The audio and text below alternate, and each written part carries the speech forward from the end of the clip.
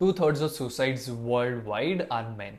We suffer silently, often without knowing, until one day shit hits the fan.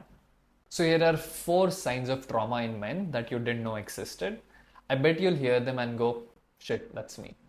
For each sign, we look at what it is, where it comes from, spoiler alert, your childhood, and tiny ways you can start healing, which I can vouch for. Hi, my name is Fasi and I'm on a mission to make emotional wellness as common and prevalent as physical fitness.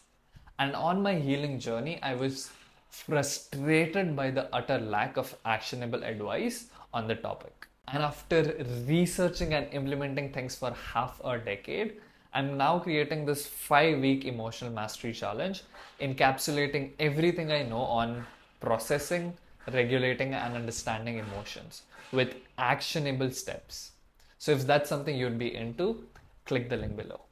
The first sign is what I call compulsive inauthenticity. Do you ever find it excruciatingly difficult to be authentic? Like, no matter how hard you try, the people pleaser in you just takes over you automatically in every social situation. This is something that I personally struggle with a lot. So let's say someone comes to you for a favor and you immediately say yes without thinking, but later your mind goes, fuck, I shouldn't have said yes to that. Another thing that happens with me is, let's say I'm meeting some new people and I notice that I'm acting a little different. I'm acting more cool and nonchalant than I actually feel. And even though in that instant I've caught myself putting up this fake front, I can literally not let it go, even though I genuinely want to be more authentic. Here's how compulsive inauthenticity is a sign of childhood trauma. So, as a child, you have 2 core basic needs. The first one is attachment, to attach to a parent or a guardian, whatever. Because as a child, you're completely helpless and dependent, and you cannot survive without attachment. And the second need you have is that of authenticity, to be yourself, to be free unconditionally. And when either of these are compromised, you suffer psychologically. It's more of a problem actually when there's a clash between the two. So let's say being more authentic compromises your attachment. I'll go deeper into this in every sign, but here's what I mean by that. So let's say as a child you're in a restaurant and you're being your loud, playful self, you're enjoying, you're having a good time, but your parents feel embarrassed by that. So they call you and they're like, Fussy, shush, stop yelling, stop shouting. And in your baby mind, you think that your authenticity causes you to be disliked by your parents. And if you're disliked by your parents, they might abandon you. And if they'll abandon you, you'll most certainly die because you can't survive on your own. And with enough repetition of this, you start associating authenticity with death. It starts feeling like death. And you keep pleasing other people instead of yourself. And I can personally attest to this as someone who's recovering from compulsive inauthenticity, because there have been instances when I wanted to be more authentic and I attempted to do that, and it felt so painful. It was almost like someone is continuously hitting me in the gut. If you can relate to any of these signs, by the way, I would highly encourage you to drop down a comment sharing your experience below. It might just become the first time you've ever acknowledged it fully, and it'll validate other people who've had similar experiences. So it's good for everyone. Here's how you can start healing this. The first thing I want you to understand is that these signs are a completely normal response of abnormal circumstances, which is what the premise of this book is, by the way. The second thing is, this is not who you are. This is something that you've learned in your childhood as a way to survive. And although it was unfortunate that we all experienced it, the good news is, because this is learned, it can be unlearned. Your brains are plastic till the day you die, which means your brain changes. The first concrete step that helped me a lot with this is having conversations with my inner child. I prefer journaling. So journal prompts like, what was so scary about being authentic in that situation? I would ask myself this and just let my inner child go ham. Like write whatever, say whatever it wants to. And the second thing that helped me a lot was releasing that inner trauma, that trapped trauma, through the letting go technique. The second sign is something that I call the purposeless pit. Do you ever feel that no matter what happens in your life, you never feel excited? As a man, you feel this need to find your purpose and to live it. Like you see online, everyone seems like they're living their purpose, have found their purpose, and having a blast. But you never seem to find something that really clicks and something that you can consider as your calling. I remember being in the fourth year of my law school and feeling completely lost.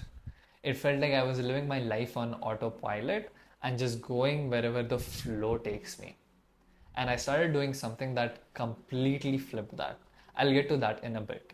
But here's how this purposelessness is a sign of childhood trauma. So going back to the authenticity versus attachment, every time as a child that you were authentic and it was met with criticism and disapproval of your parents, with due time, you stop paying attention to yourself because that leads to disapproval. And your attention becomes external. You start desperately trying to please your parents for that attachment. And eventually, you become numb to your own wants, needs, and desires because why would you care? They don't matter. I love this metaphor that I heard from Dr. K. So let's suppose your taste buds are numb, but you want to figure out what to eat. So you keep looking out there like what other people are eating and enjoying. So you look at this guy eating a burger on social media and he seems like he's really enjoying it. So like, let's eat a burger. So you grab a burger, you eat it, but because your taste buds are numb, you don't fucking enjoy it. And you keep repeating this and you wonder to yourself, why can I not enjoy anything but everyone seems like they're enjoying what they're eating? The solution here is to not try more things, not to look out there more, but rather to unnumb, to fix your taste buds. So how do you do that? Again, what personally helped me a lot was spending time with myself. 30 minutes to 1 hour every day, I spend time where I don't distract myself and I just stay with my thoughts and emotions. And that helps me understand myself. I also sometimes sit with my journal and write down anything that I feel is of importance or is a pattern. This is exactly how you get to know thyself. By the way, if you're liking this so far, don't forget to check out the free 5-week emotional mastery challenge where we go in super deep into everything I know about emotions with specific actionable steps. The third sign is the procrastination paradox. Do you often delay things till the very 11th hour? It's like you need this external pressure to take action. Or do you find yourself being a perfectionist? So if there's even the slightest possibility of you failing, you won't take any action. Or perhaps you're extremely critical of yourself at the smallest of mistakes. There's actually recent research that shows procrastination is not really a problem of laziness or time management, but rather it's a problem of emotional regulation. I personally struggle a lot with perfectionism, even ironically while recording this video, and self-criticism. But how does all of this start in your childhood? As a child, if every time you made small mistakes like breaking a glass or spilling the milk, if you were yelled at instead of receiving compassion, you start associating these small mistakes or setbacks as personal failures. And taking action becomes difficult because mistakes and setbacks are the intrinsic part of any process or taking action. So how do you heal this? Believe it or not, the solution is self-compassion or being kind to yourself, even when you fuck up. So there was this beautiful study done in Carleton University, Canada, where the students who procrastinated, their behavior was noticed. And the group who procrastinated and were self-critical were more likely to procrastinate on the final exam. But group B, who procrastinated on the exam but were kind and compassionate towards themselves, They learned from their mistakes, got better, and procrastinated much less on the final exam. The fourth sign is being an emotion judge. Do you find it impossible to cry even when you genuinely want to? Or is it difficult for you to admit that you're afraid or in pain? Or do you find yourself often suffering alone, even though you know it for a fact that if you were to share it with other people, it would make it better? This is one of the most widespread signs of trauma, and virtually everyone falls in it. And it's because the way society neglects the basic needs of a child, that is to feel and express their emotions. So let me share a story with you. I have this cousin nephew, so the son of my cousin, and I love him a lot. And he used to be quite attached to me. He isn't anymore, a little bastard. But the other day, I went to his home and we had a fun time. We played, had a blast. And while leaving, because he used to be attached to me back then, he felt sad. He started crying. And his father, in the most loving tone, told him, Beta, don't cry. It's okay. You shouldn't cry. Let them go. Let them leave. And even though that's not abuse by any definition of the word, think of the message that my nephew got. It was probably something like, if I feel sorrow, if I feel sad, and if I cry, I am disliked by my parents. So I shouldn't be feeling this.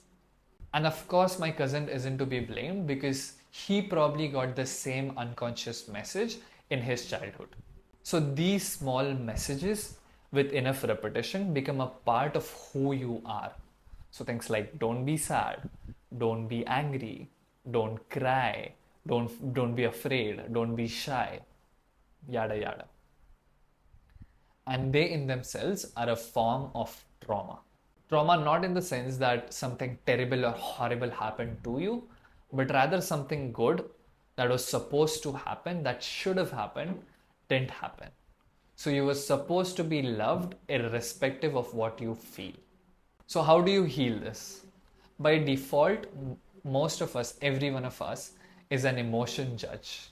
We judge a certain set of emotions as negative and we judge another set of emotions as positive. So I want less of this and I want more of this. The way you heal this is to transition from an emotion judge to an emotion scientist. Being curious of what you're feeling, irrespective of whether it's unpleasant or pleasant. And the best way I've discovered to do this is this app called How We Feel. It's a free app both on Play Store and App Store. An absolutely beautiful app. You must download this if you want to get better with your emotions and use it whenever you want to figure out and understand your own emotions. I suggest you spend as much time on this app as possible.